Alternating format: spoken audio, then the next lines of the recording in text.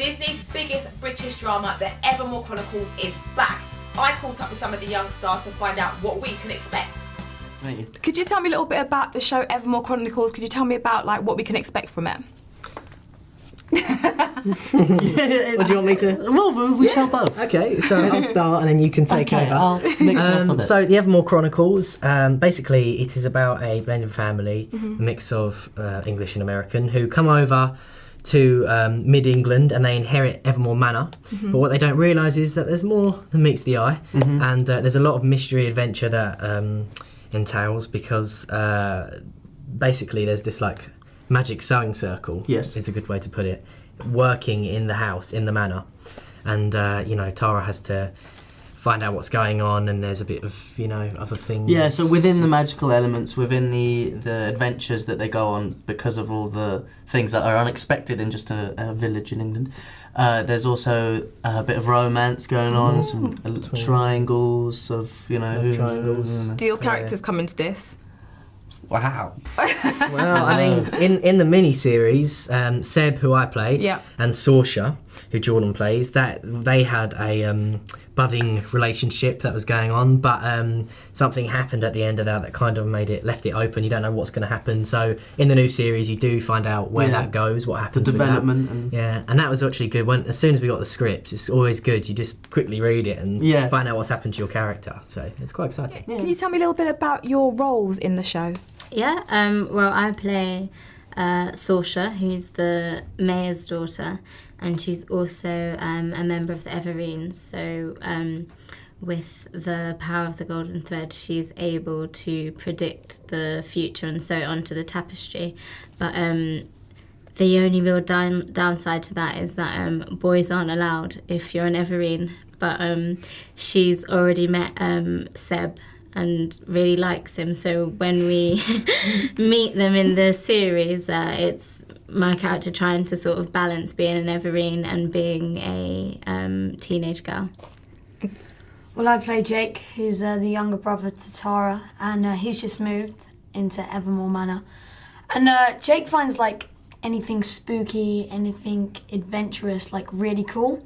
And he meets Ludo, and he's a bit not sure of him at first, but they go on some quite awesome adventures together, and I think he finally trusts him at the end, and they get into some crazy stuff. And how exciting is it being part of a Disney production? It's really exciting. It's a fantastic opportunity. Obviously it's a fantastic platform for young performers, so it's pretty awesome. And also they just tell really great stories, and so the fact that we have the Evermoor Chronicles and we have sort of 20 episodes to tell so many brilliant stories, and we get to meet so many different and new characters, and some unique characters, and some crazy characters where you'll read the script or you'll go on set and you'll be like, I can't believe I'm doing this scene with this character. It's surreal, but it's been really good fun. And could you describe your characters to me, please? So Seb is the evidence guy. He's science and very brainy. He just believes in the facts. He doesn't believe in magic, so he has a very hard time coming to terms with the fact that he's living in a magic village. And he just really likes Saoirse. Otto is what they call a magical changeling, which means it can shapeshift. I can shapeshift into an owl and back out into human form. My human form comes in a form of a very pompous, preppy student. He's always looking on point, always very dapper, and he has basically been watching over Evermoor Village for the last 1,000 years, and sees everything that goes on. He knows all the history. He knows all the secrets. He knows when there's a problem, the best way in magical terms how to solve it, basically. So he knows. Seeing eye. Yeah. So if you could choose another one apart from yourself, who would you have liked to have played, would you say? So many hard questions. I'd say Mayor Doyle. Yeah, it's a good character. I don't think I'd be able to do it as good as Clive does it. That's a hard task, but he's just a really funny character. And I think it's the way that Clive plays him as well. Just makes you really like him. I don't know. I think actually Esmeralda, because she's still an Everine, but she's sort of on the opposite side of the scale to Saoirse, and she's at the moment she's sort of the head Everine of the circle. So I think it'd just be interesting to play because Saoirse's the new girl. She sort of doesn't have that much, say in the circle. So it might be nice to be leader for a day. And about the outfits as well, they look really cool. What did you make of the fashion?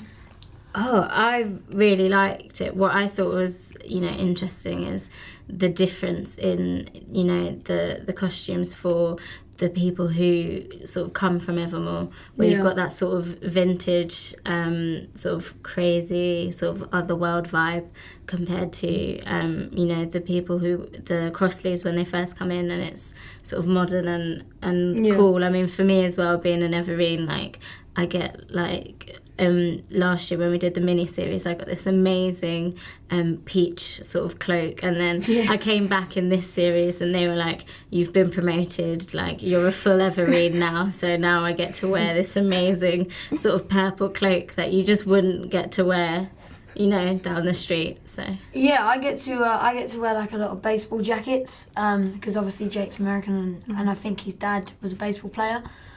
So it's kind of cool because he dresses quite different from how I would dress as a person.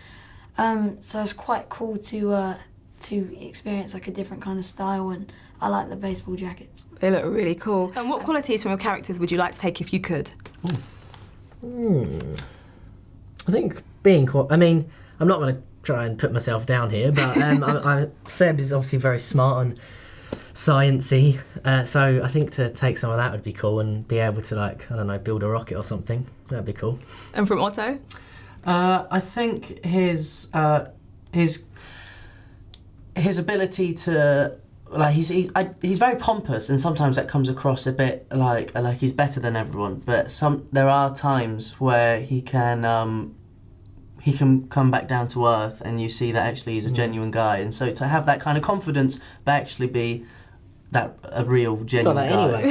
Stop it, George. I thought you were going to say shapeshifting. I think that. I did think that as well. I thought you were going to say shapeshifting, but That is probably a much better answer. if you guys could go to any country tomorrow, where would it be? I think it would probably be sort of Mexico. It's a part of the world that I've never been to, and sort of whenever I've seen sort of programs of it, it just looks really bright and colourful, and they have amazing festivals and stuff. So I think I'd like to see a bit of that. I probably want to go to Australia, just because I've heard it's really cool. And there's loads of beaches and surfing. I like surfing. And nice hot weather as well. Yeah. And going back to the very beginning, when you first got the part, how did you celebrate? Oh, well, actually, my dad knew before me. He got the phone call before me.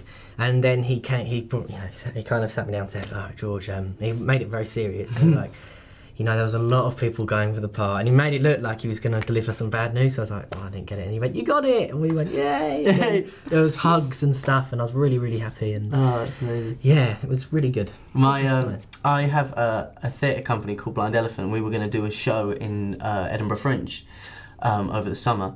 And my agent knew that, but the filming of the Evermoor Chronicles was also over at the same time. So if I got Evermoor Chronicles, I wouldn't have been able to do the show with the other company. And my agent called me and he said, "I've got bad news." I thought, no, because I knew I was waiting to hear from everyone. I was gutted straight away. And he said, "You can't go to Edinburgh." And I was like, "Why?" And then he told me, and I remember I have this big window in my house, and I walked over to the window and I could see my reflection in it, and I was like, "Is this real life? Is this..." I couldn't believe it. I remember I was on my own though, so I had no one to go and hug. I just hugged a random stranger that I saw. No, I didn't. So I just looked at myself and went, "Is it real?" But it was amazing. It was a feeling next to nothing. Oh, congratulations, and thank you very much for talking to me. Thank you. Thank you. Stay tuned for more showbiz info from me, Ophelia Dennis for Unreality TV.